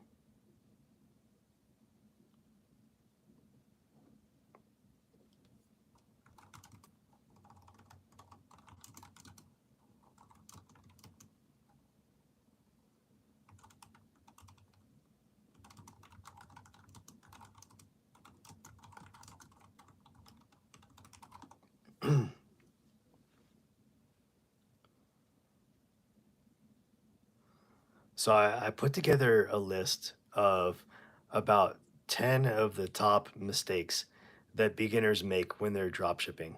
And so I just want to go over some of these with you guys. And feel free to kind of stop me if you have like a side question about them. So um, basically, I came up with this. This is just me personally. So I came up with the top 10 mistakes basically to avoid when you're starting drop shipping. So number one is choosing the wrong niche. So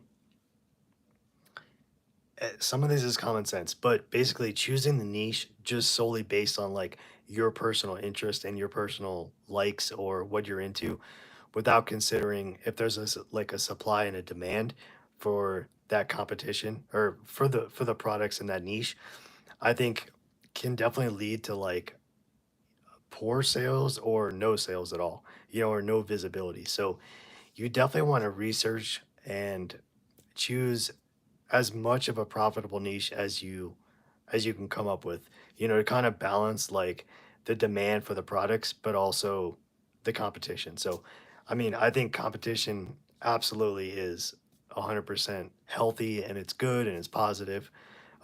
And it just allows for more brands or more companies to be in this space. So, that's number one. So, choosing the wrong niche would be number one.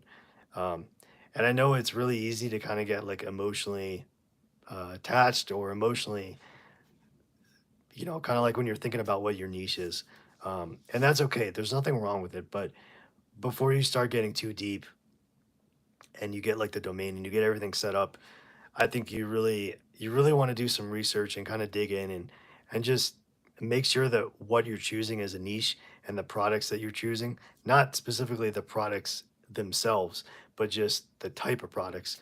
You want to make sure that there is that demand for the products. So that's something definitely that I would recommend for sure before you start getting all these other tools and all these other pieces of the puzzle. So that would definitely be number one. So um, number two is something we kind of touched on a little bit is not researching suppliers thoroughly enough. So, it doesn't matter where you live, but partnering with unreliable suppliers, there's just a domino effect of what that can mean in a negative sense. So, we're talking poor product quality would probably be number one. Late shipments or delayed shipments is going to directly that's basically going to directly feed into like bad customer service experience. And when drop shipping, especially, just as much as the product and the quality is the important part, the customer service is equally as important, if not more, because with drop shipping and you're trying to build your brand, a lot of it is word of mouth, right? In terms of like organically growing the brand. So you really want to make sure that you vet the suppliers and you really get good reviews and you talk to them and you really reach out and you ask all the questions that you have, um, just to make sure that you're covering all your bases before you really get into the grind of drop shipping. So, and number three, we kind of just touched on, but is underestimating the absolute importance of customer service. Because with drop shipping, it's a couple bad customer service interactions can absolutely tank your business. Whatever reputation that you have or you're starting to build, it can go bye bye like just seemingly overnight. So that's why it's important to stay, unlike other business models that we've talked about, like day one was affiliate marketing. Affiliate marketing is so attractive to so many different people because there is no customer service that's involved with affiliate marketing. But drop shipping is a whole other thing. I mean, you are, not only are you trying to make a profit, but you are the face. So you're the maybe not visually the face, but you are the face of the brand. So you need to interact with the customers and you really kind of hash out whatever their grievances are, that kind of thing. Um, so it's really important to provide like really quick and prompt and also like helpful responses. So you want to try to resolve issues as quickly as you can. Yeah, so what I would say is in terms of learning kind of like customer service in orbits, I would say you can start slow, or excuse me, start little by really kind of when somebody emails you or they put in like an inquiry or they're asking a question, you try to answer it as maybe simple but professional as you possibly can. So meaning like you want to try to, I guess, put it in simple terms so you're not confusing the customer, but Some of that I think is common sense. So it's not exactly like, not every time at least, not the words that you excuse me, not the words that you use, but more of like how you say it. So like your tone, how you come across, if you're able to present that you're trying to be helpful, you know, and really take into account that you really want to understand what the grievance is or what the issue is or what's the problem, and really get a sense of, okay, why are you upset? Or maybe if they're happy, obviously, then that's kind of like a non-issue. But if they're upset about something, you kind of just dig in. And I think the more that you can pull out of the customer in like a real sense, almost treat it like you're talking to a friend or like a buddy. But obviously, this is a customer that paid money for one of your products, you know, one of your goods. So I think just start slow, and a lot of it is learning. I think on the fly, but a lot of it to start, I think, is just good quality common sense. You know, just try to dig in and maybe ask some leading questions and figure out, okay, what are you upset about? How can we resolve this issue together? And I think it's important to set like realistic expectations as far as if there needs to be a resolution, if there needs to be a return or exchange, you know? Yeah, Sweetums, that I think that is a very good. I mean, it definitely seems strict and kind of like, oh, you know, they have all these rules and I want to follow them, you know, that kind of thing. But it does force you to have be on top of the customer service, I think, by being strict about replying within 24 hours. And I think there's something to be said about taking the time, taking it seriously, and actually being honest and really trying to interact with the customer, because without the customer, you know, obviously you don't have a business. So you really just try to treat them like how you'd want someone to treat yourself, right? Yeah, definitely. I can totally see that. I can totally see how customers would be like almost taken back, like, whoa, you're actually replying quickly, and you know, this is a real person, not like a robot. Because I think everybody in general, people just assume that you're gonna get an automated AI response. But if you get something with a little emotion and a little human touch, that kind of thing, the human element, I think that's really positive um for anybody, you know, to be able to be like, wait, on the, you know, in Sweetum's example of Etsy, there's a human on the other side of this store and not just like some robot or some like virtual assistant far off in another land, you know? So, yeah, no, those are definitely great points. So, number four, this is the number four mistake.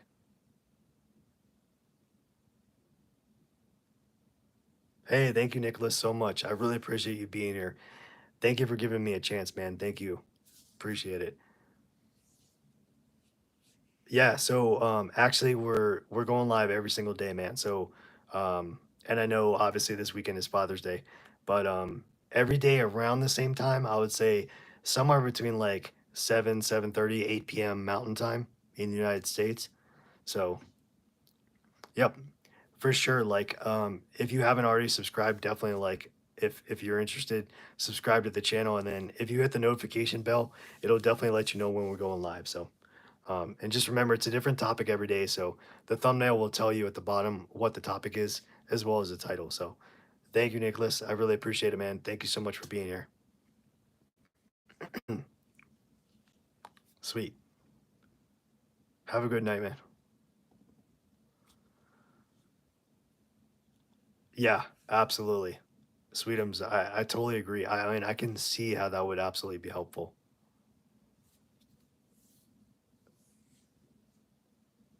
Yeah, I mean, I think, you know, saying that basically thanking them for supporting, you know, your small family run business. I think I agree that you could absolutely insert that. You could insert that into like a drop shipping business, a drop shipping setting. And the reason is because when you think about it, on the surface, whether you're doing an Etsy store or drop shipping, they're both like stores, right? I mean, they're both businesses, obviously, and they could be both widely very different, but at the same time, I think the customer service aspect of it is very similar, and it should be similar because it doesn't matter what you're selling or what you're doing. Um, you're still, there's still that human element. So yeah, that's true too. So I think there's a little bit of, kind of what's the word like, you know, obviously, you want to have all positive experience, and as long as somebody has a positive experience and you're really trying to rectify whatever the issue is or the complaint, then I think for the most part, hopefully, you know, what I've learned like a while ago is y- you can't really, people can't read your mind, right? So you have to really tell people what you want them to do. So for example, you need to always have like a call to action in terms of whether it be a drop shipping store, Etsy store, that kind of thing. Like, if you have some sort of a postcard or some sort of a pamphlet, you tell them exactly what to do, like subscribe or not subscribe, sorry. Like leave a 5-star review that would really help out our store, that kind of thing. But if you put the verbiage on and you specifically state what the intent is that you want them to do, so it's like they're not guessing because it's not just something I think that people think about. Like, I wonder how many people actually do leave reviews, so like willingly leave reviews, But if I if you're have a drop shipping store like an Etsy store, and somebody specifically states, if you leave a review that would greatly help out the store or whatever, and this is a family run business, so on and so on. I think that that kind of connects to a certain extent. Like, that's a relatable statement, and that kind of pulls in a sense of the heartstrings. So yeah, that's definitely something that I think is super valuable. So definitely, definitely. So I just want to do a super super quick shout out. So um, this channel is not monetized on YouTube yet. So we actually don't get paid in any way, shape, or form. All the education, all the tutorials, everything is free. So at the very top of this live stream, there's a pinned comment with a couple different ways that you can support us if you'd like to do so. We have Buy Me a Coffee, Venmo, PayPal, Cash App, Zelle, all those things. So if you feel inclined to do so, we'd greatly appreciate it. And just want to throw that out there. So we appreciate all the support. Okay, so let's get back to these mistakes here. So we're talking about the top 10 mistakes that beginners make when you start drop shipping. So, number 4 is going to be, and this one is a pretty crucial thing, but I think is still by the same token very overwhelming for a new person. But neglecting marketing and SEO, and so solely relying on like organic traffic without investing in certain marketing strategies. Like for example, ignoring social media and kind of spreading your wings out on putting different social media accounts together. So, you want to cover your Pinterest bases or your Facebook, and you want to take the same content in a sense and basically like repost it on different social media platforms. That way you can spread out as far as you possibly can. So, um, yeah, I think it's more of like just in terms of like traffic in itself, like for the products. So if you're not running ads, like traditionally back, how many years ago, you would run ads on Facebook, and that would kind of be like the go-to for drop shipping. Um, but since then, Facebook obviously has tightened up everything as far as like running ads, and I don't even think they allow links in the post itself.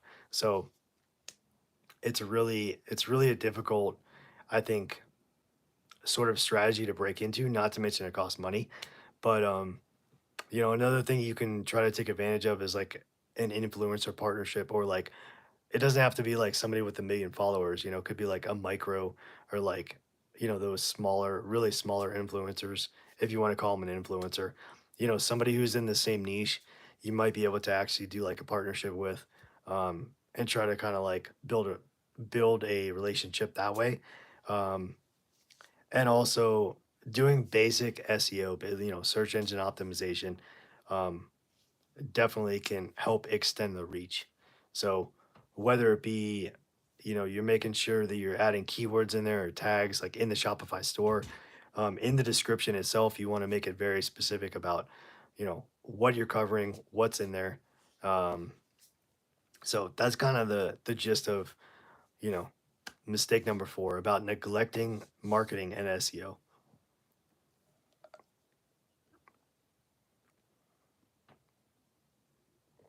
So step number 5, and I know we covered this a little bit throughout this live stream, but so the number 5 mistake would be setting unrealistic expectations. So, and this first like kind of thought is what I had in my mind, and I'm sure everybody does. Expecting overnight success and basically immediate profits where you're going to get rich overnight. Um, that not only is that a disappointment, but you're directly negatively impacting not just your mindset, but also I think your trajectory, like your path, like your motivation and your drive. I think if you have this huge, I think kind of it's not bad to set goals, but I think that expectation is not realistic for, you know, 99% of people that try any of these business models, not just drop shipping. So, um, but understanding that when you build a successful drop shipping business, it definitely takes time and effort and patience, and you're always going to be learning. So that's kind of like with everything else, with every other business model on this challenge, everything takes time to set up the foundation to understand, you're going to fail, you're going to make mistakes.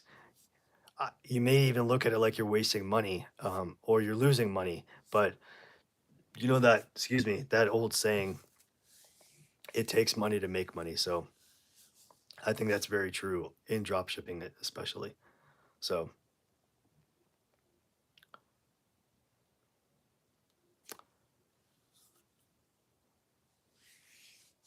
okay. So Kimo asked, what are the time requirements to be successful in drop shipping? I would say the learning curve for drop shipping is greater than some of these other, business models that we're covering on this challenge. So I would say, to be completely honest, I would say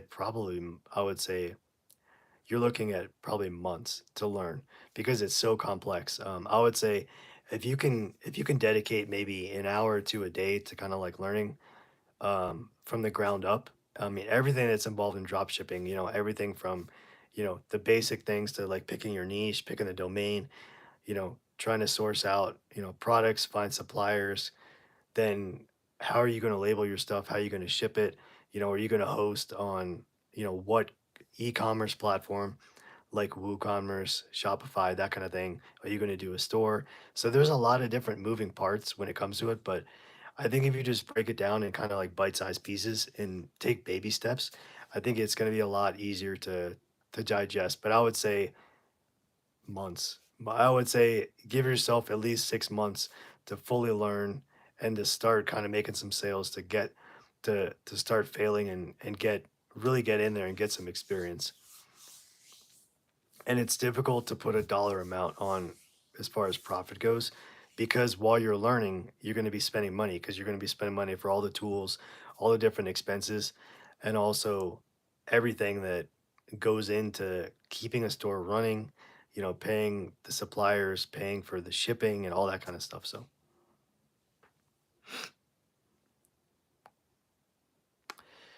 right. So typically you don't hold the items that you sell. So if you can go that route where everything is strictly through a supplier, but in a more advanced setting for drop shipping, if you have access to a warehouse, you can order products yourself, like in bulk, and you can store them in a warehouse, and then that way you can do the shipping yourself.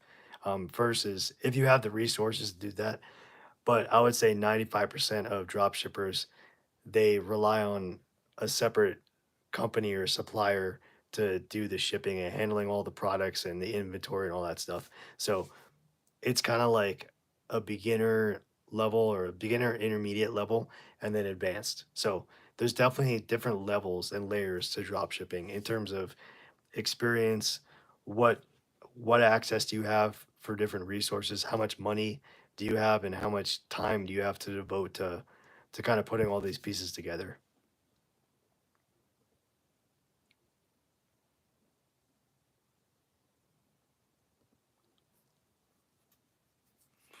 Yeah, but those are great points, Qmo. Definitely.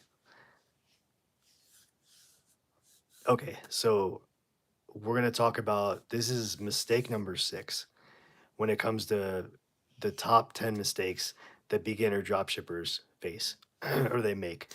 So number 6 is poor website design and user experience. So what does that mean exactly? That could mean a bunch of different things, but basically the gist of it is when you design your website, if there's poor navigation, meaning there's links all over the place, you have different banners and headers that are kind of not uniform, the colors off, maybe the font's kind of wacky, it doesn't line up, slow load times, which would probably be the result of really high intense graphics or images or videos possibly on your site, and like unappealing like aesthetics. So like the brand's colors are really in your face, not very pleasing. It looks cheap or it looks kind of scammy. All of those together can definitely drive customers away. So you really want to have the first impression, like if you're meeting somebody in person, you want to make that first impression of your website be a positive one and a sticking point to where they're like, yeah, I feel comfortable and I feel safe and secure ordering from this website. I don't feel like they're just going to take my money and run and not ship the products, that kind of thing. So you definitely want to, even if you don't know how to put it together yourself, it's definitely worth it if you're going to take dropshipping seriously as a business model to invest in a professional but user friendly website to really enhance the customer experience. So you really want to make people feel comfortable that, hey, I'm going to give you my credit card and I'll order whatever you're selling because I don't feel like I'm about to get scammed and I'm about to get robbed of all my money, that kind of thing. So that is mistake number 6. So, how are you guys doing out there? Anybody have any questions? Any other questions while we continue this list here?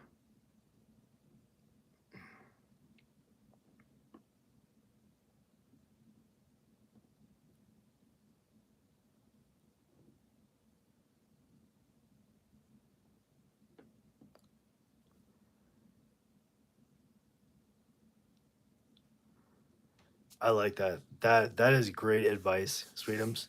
So anybody out there that's kind of in the design phase and you're thinking about, okay, how do I put all this stuff together? How do I piece this stuff?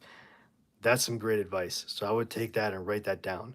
So about 3 colors, probably not more than 3 different colors for your brand, and then 2 fonts max. So you don't want to clutter it up with 5, 7, 8 different fonts in different places. You want everything to be as uniform as possible.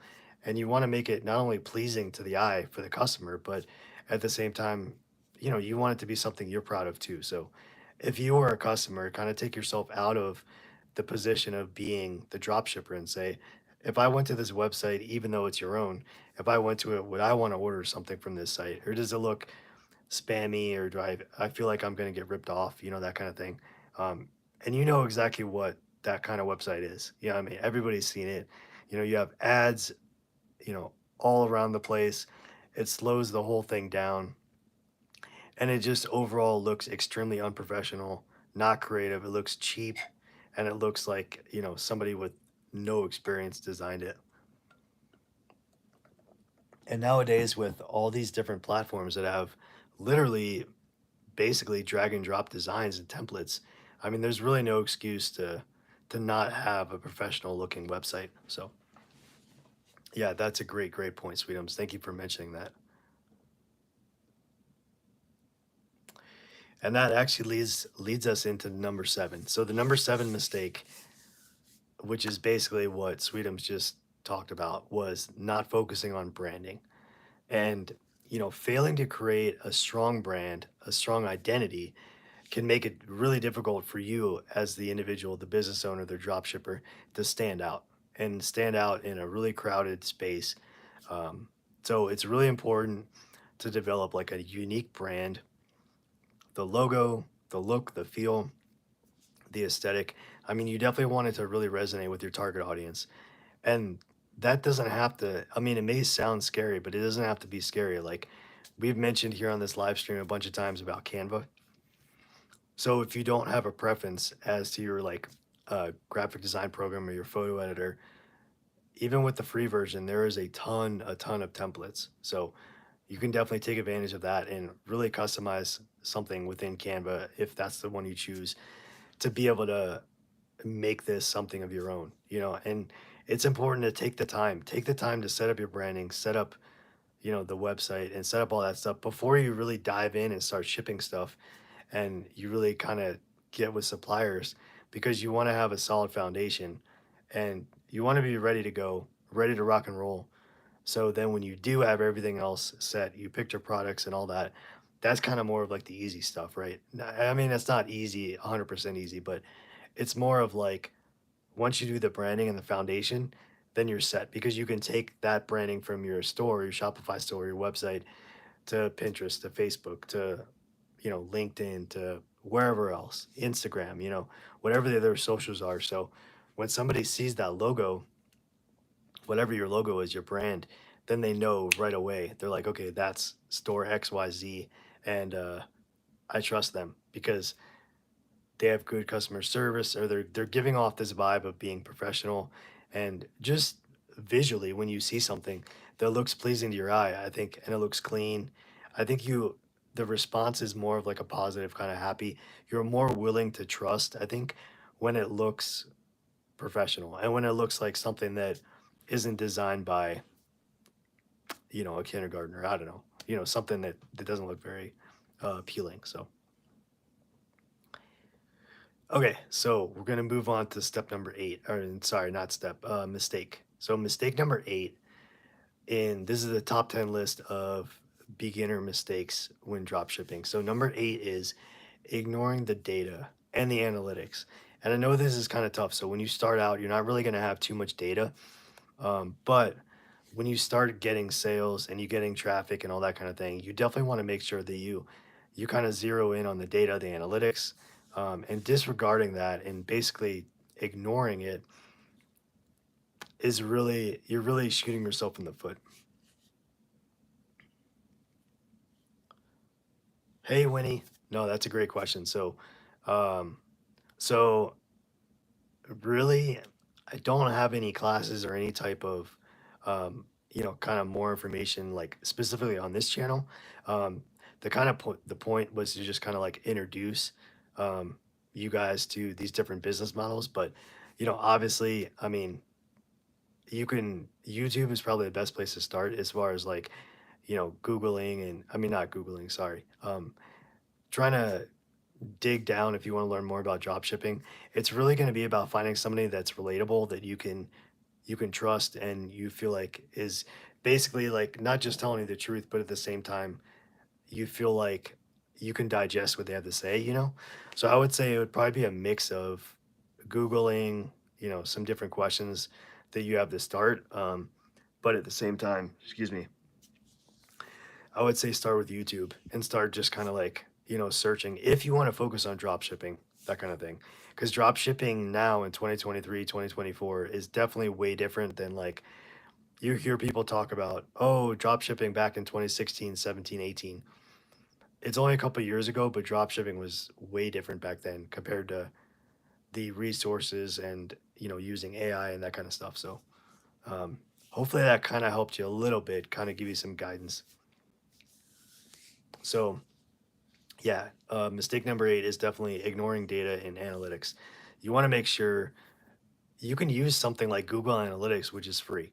I mean, you can track and you can analyze all of your metrics from your Shopify store, and it can help you make informed decisions like with your business. So I definitely would say Google Analytics would be my number one if I was just starting out and learning. It's a free tool, it doesn't cost any money. So you can link it through your Shopify store. So that would be definitely the number one analytics tool if I was just starting out. So we're getting here to the final two, excuse me, the final two mistakes.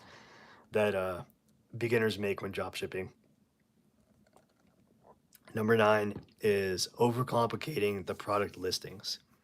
So really trying to cram as much as you can into the product listing, like keyword stuffing, kind of making it very cluttered and very confusing to the customer.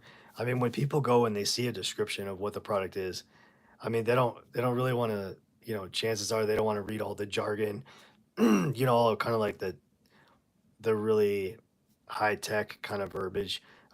Just try to keep it as simple as humanly possible. I mean, you can list some things in there.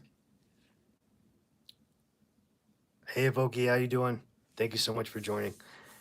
You can list, a description in there, but you want to make sure that you make it as simple and smooth as possible. So the product listings need to be clear and concise, and definitely include like high quality images, but also you want to make sure that the information you put in the description is accurate too. So that definitely has to be something that should be on the top of your list.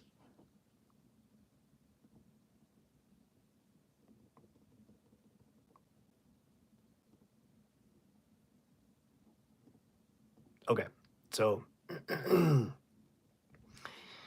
we've reached the final mistake that new dropshippers make, and and it actually kind of lines up with the end of the live. Hey, Pokey. So we really just kind of covered. I'll kind of go over high level what we covered. This video is all about dropshipping. Um, this is a 30-day challenge. So every day for 30 days, I'm going to be introducing a new business model to make money online. So dropshipping is today, day 3. So we talked about basically dropshipping as a business model, the benefits, some of the drawbacks, kind of roughly setting up a store, some of the e-commerce brands that you can go to. Choosing a niche, we talked about that, finding suppliers, and some marketing strategies about how to get traffic and build a brand. So feel free. The live is going to be up. So all the lives for even outside of this challenge, the lives are always up. So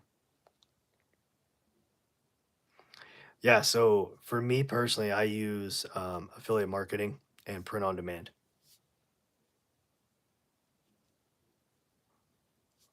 Those are the two that I use. So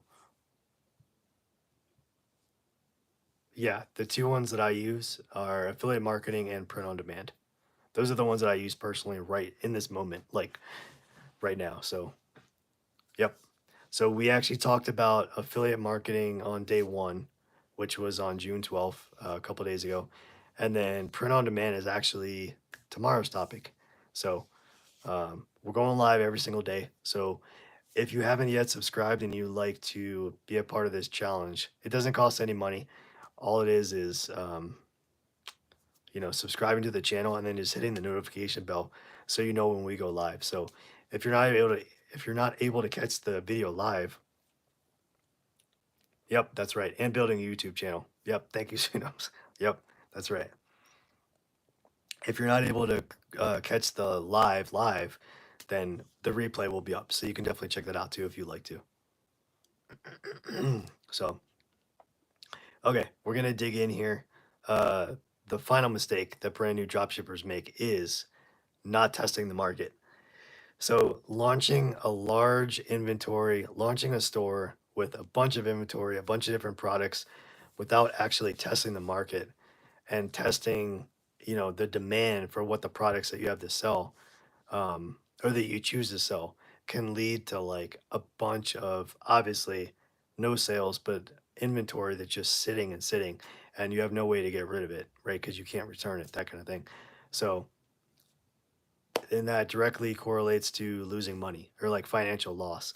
So I'd highly recommend starting with a very, very small like range of products.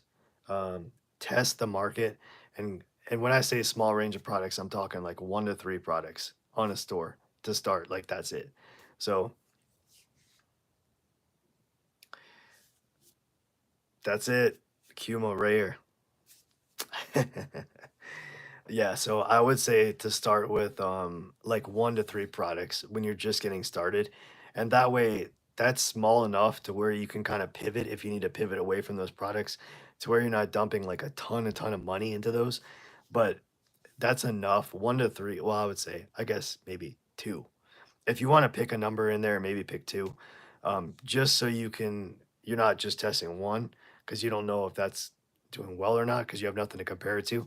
So I would say between 1 and 3, you could do 2 products or 3 products.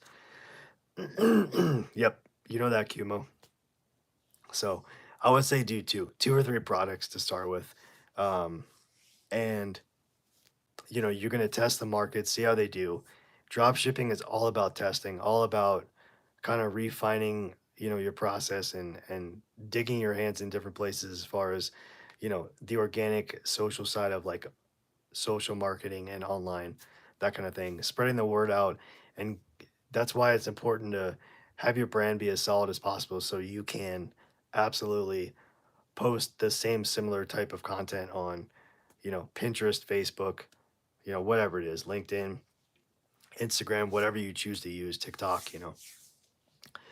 And then from there, once you find what they call like a winner or something that's actually selling, you can really double down on that, or you can try to scale or expand on either that singular product or that type of product, like different variations. And you can see if, along with like the customer feedback and how the sales are doing, then that's going to tell you all you need to know about what products are worth continuing to sell or holding on to and what products are worth getting rid of. So um, it's definitely important to be aware of all these mistakes and just kind of be cognizant and take as many proactive steps as you can to try to avoid them. Um, and as a beginner, you can definitely increase your chances of being successful and actually making money and making profit in the long term um, by just being aware of these mistakes and trying to get around if you can and not making them consciously. So